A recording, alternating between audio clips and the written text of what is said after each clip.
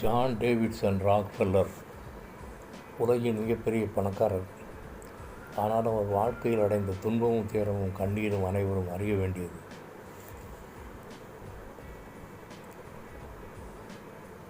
அவர் 8/7/1839 முதல் 23/5/1937 வரை 98 ஆண்டுகள் வாழ்ந்தார். 50 வயது ஆனதிலிருந்தே கடுமையான நோய்வாய்ப்பட்டார். தலைமுடியெல்லாம் கொட்டியும் தலை மொட்டையானது. என்ன வியாதி என்று அறிய முடியாமல் மருத்துவத்துறையை தத்தளித்தது. சொந்த பந்தங்கள் அவரை கைவிட்டனர். தேவ ஊழியர் ஒருவர் அவரை தேடி வந்து ஆண்டவரால் மட்டுமே அவருக்கு புது வாழ்வு கொடுத்து சகலத்தையும் புதிதாக்க முடியும் என்று கூறினார். அவரை ஓட ஓட விரட்டிவிட்டார் ராக்ஃபெல்லர். நாட்கள் செல்ல செல்ல உணவு உறக்கமின்றி பெரிதும் அவதிவிட்டார். நோயின் அகோரமானது யாரையும் அவர் அருகில் அனுமதிக்கவில்லை. அப்பொழுதுதான் அந்த ஊழியர் கூறியவை அவர் நினைவில் வந்தது.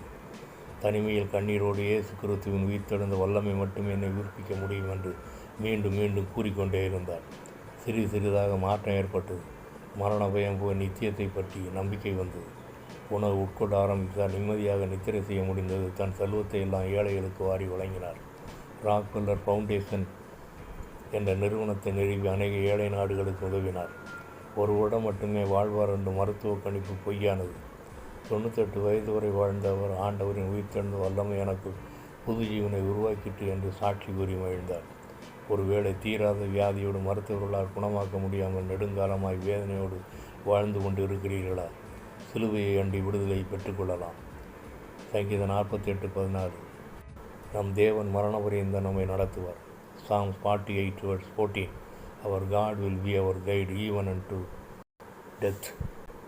One song. உதவிவரும் கண்களை நோக்கி பார்க்கின்றே, வானம் வையம் கண்டவரை நான் பார்க்கின்றே. கால்கள் தள்ளாட விட மாட்டார், காற்றும் தேவன் உறங்க மாட்டார். இத்தவேளை காக்கின்றவர் என்னாலும் தூங்க மாட்டார். இத்தவேளை காக்கின்றவர் என்னாலும் தூங்க மாட்டார். கர்த்தர் எல்லா தீங்கிற்கும் விலக்கி என்னை காத்திடுவார். அவர் எனது ஆத்மாவை அனுதினம் காத்திடுவார். உதவி வரும் கண்மலை நோக்கி பார்க்கின்றே, வானம் வையம் படைத்தவரை நான் பார்க்கின்றே.